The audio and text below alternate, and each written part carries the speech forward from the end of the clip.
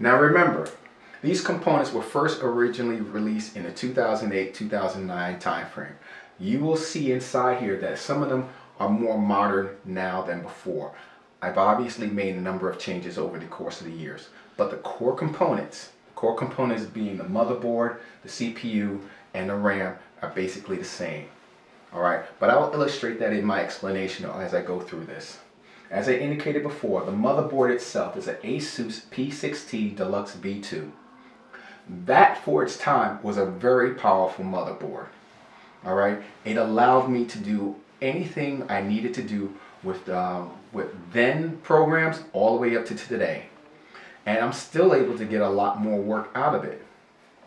It's good, but as you see with a lot of more modern programs, there are some things that this motherboard was never designed to do. So I'm trying to stay ahead of the curve, and that's the reason, one of the reasons why I'm building a new system. Paired with this is a Intel Core i7 CPU 960. Another very good processor that I utilize. It has a capability of being overclocked. All right, and that one's listed right back there. This is the motherboard. I forgot to mention that, but the processor is behind this big thing called the heatsink. Get to that in a second. But the processor allows me to overclock it, but I never had a need to do that. All right, as I stated before, this system has been able to utilize everything I needed to do for now. I don't know if I can get another 5 years out of it, but we'll see what happens in the future. That being said, like I said, this heatsink right here has been able to keep that processor cool. As long as that thing is cool, it's able to run. And because it's able to run, it's able to get more life out of it. And that's how you get longevity out of it. All right, next to this is the RAM. I have 24 gigabytes. I maxed it out off the bat when I first got it. The primary thing is that I did not want to have any problems when I was creating my virtual machines. And for the most part, it has been very useful. Okay, after that, we have the video cards. These guys, you will notice that these are newer ones. These are our GeoForce GTX 1070s. I started off with the GTX 285. All right, that's one thing that I will have to say has been the biggest push in what I do. The GTX 285, again, at the time that I purchased it, was near top of the line. However, video is one thing that is always being pushed all the time. People utilize it not only for games, but also for video. And then there's the other portion as well. If you decide to do cryptocurrency, never went into that. Probably should have, but I didn't do that. But those products, the GTX 285 was the first thing I had to upgrade, and that occurred in 2015. I upgraded that to a GTX 570. Now that worked, and I probably would not have replaced it, except that one of them was starting to burn out. So in 2000, or earlier this year, I replaced them and put the 1070s in here, giving me additional capabilities. Prior to me doing this, I was not able to do VR. Now I can. Low level, but at least I can do some VR. Haven't gotten the devices for that, but we'll see what happens again in the future. Again, I'll have two systems to work with, so I'm very helpful with this. The next thing that we have, the hard drives, storage capabilities. I have 4 of them. All right, I started off with 2. All right, and they were a 500 gigabyte and a 1 terabyte system.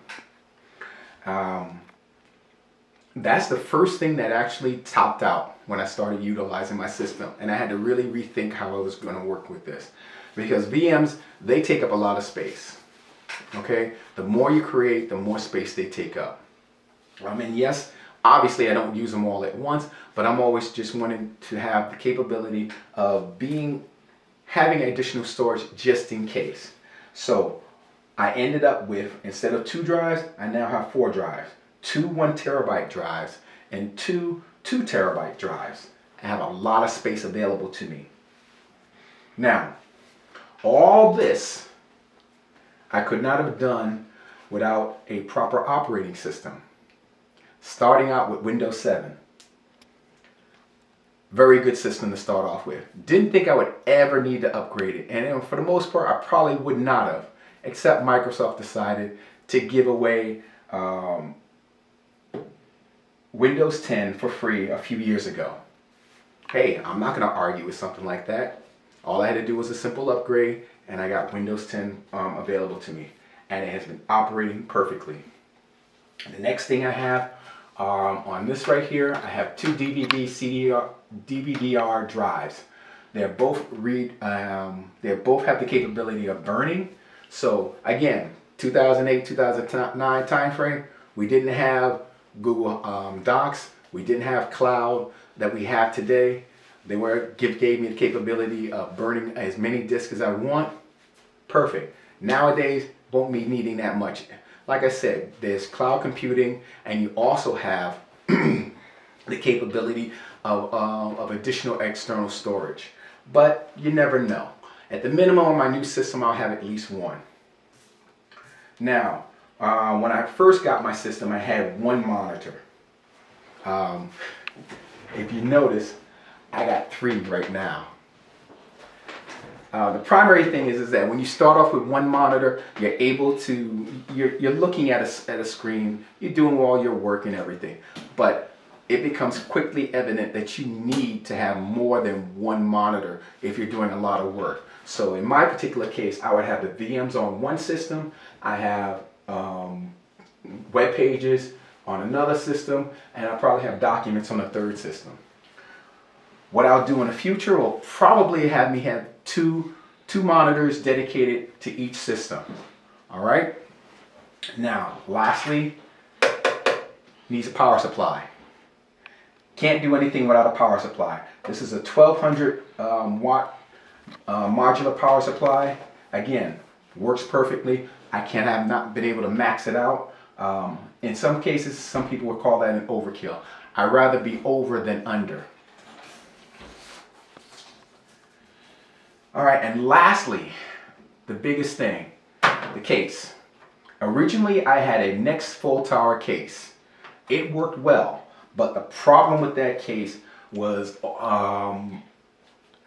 that it wasn't constructed as well as I thought it was.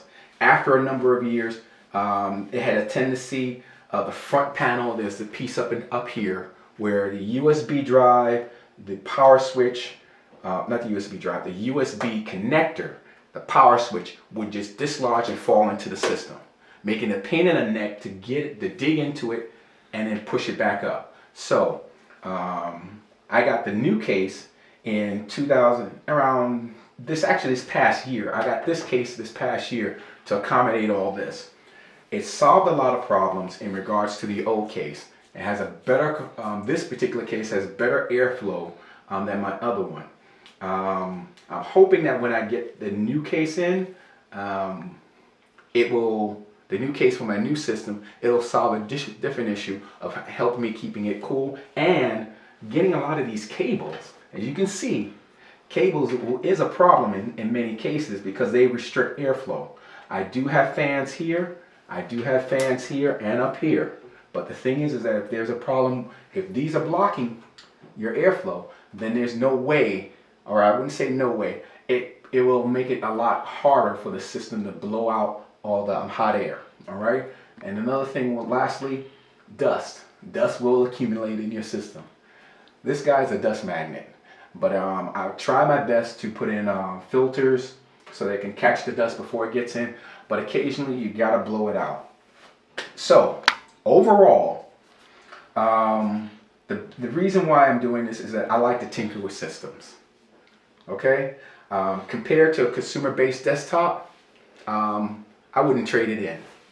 All right, in of itself, my first desktop was a compact system, and I've had a lot of problems with that. And I told myself in the future that I would never do that again, buy a desktop from a manufacturer, because even when you call them for service, they give you the whole runaround about trying to get service. So in this particular case, I have the capabilities of doing everything I need. If something goes wrong, I know exactly how to fix it. So with a little research and being mindful of the warranties that you have on every component in your system, you can go a long way with this. So thank you.